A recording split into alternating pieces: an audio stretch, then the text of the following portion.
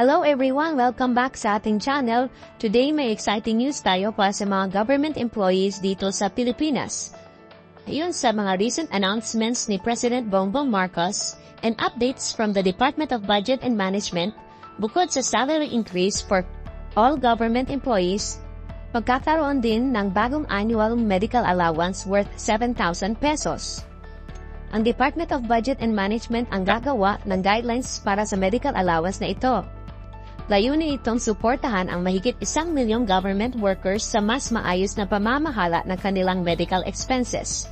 Simula 2025, makakatanggap ang mga eligible employees ng allowance bilang subsidy para maka-access ng Health Maintenance Organization benefits or HMO benefits o katulad ng mga serbisyo.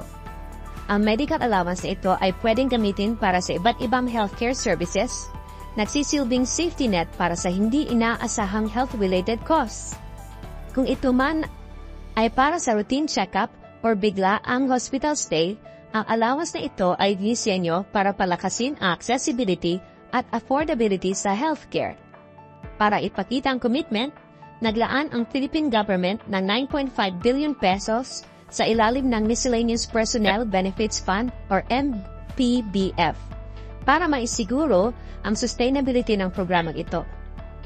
Mahalagang tandaan na ang 7,000 peso medical allowance na ito ay para sa mga qualified government employees, lalo na sa mga walang HMO benefits.